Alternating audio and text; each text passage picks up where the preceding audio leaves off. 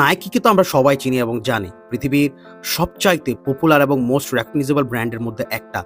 কিন্তু নানা কারণে নাইকির সেলস এবং স্টক প্রাইস অনেক কমে গেছে।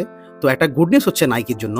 নাইকি এবং কিম কার্দাশিয়ানের ব্র্যান্ড স্কিমস তারা কোলাব করে নতুন একটা ব্র্যান্ড শুরু করতেছে যেটার নাম হচ্ছে নাইকি স্কিমস। এখন এই নাইকি স্কিমসের দিকে আমরা যদি তাকাই, এই কোলাবোরেশনটা নাইকির ইতিহাসে প্রথম এক্সটার্নাল ব্র্যান্ডের সাথে কোলাবোরেশন। নাইকি কিন্তু যারা অ্যাথলেট আছে ওদের সাথে নানা রকম কোলাবোরেশন যায় এবং নাইকির যে পপুলার একটা শু আছে এয়ার জর্ডান, এটা কিন্তু মাইকেল জর্ডানের সাথে কোলাব করেই লঞ্চ করেছিল। But this is the first time Nike কোনো ব্র্যান্ডের সাথে একটা কোলাবে যাচ্ছে।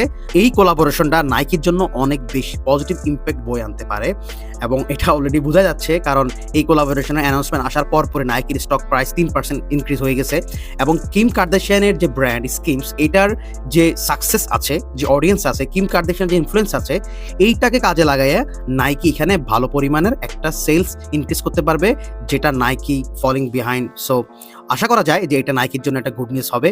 So let's see what happen. তো আপনারা একটু আমাকে কমেন্ট বক্সে জানান, এই যে কোলাবোরেশন, এই কোলাবোরেশনের মাধ্যমে নাইকির যে খারাপ সময় যাচ্ছে, নাইকি কি এই খারাপ সময়কে ট্যাকেল দিতে পারবে কিনা, বা পারলেও কতটুকু আসলে এটার ইম্প্যাক্ট ফেলতে পারবে। অ্যান্ড দেখা হবে আবারও, কথা হবে আবারও। ভালো থাকুন।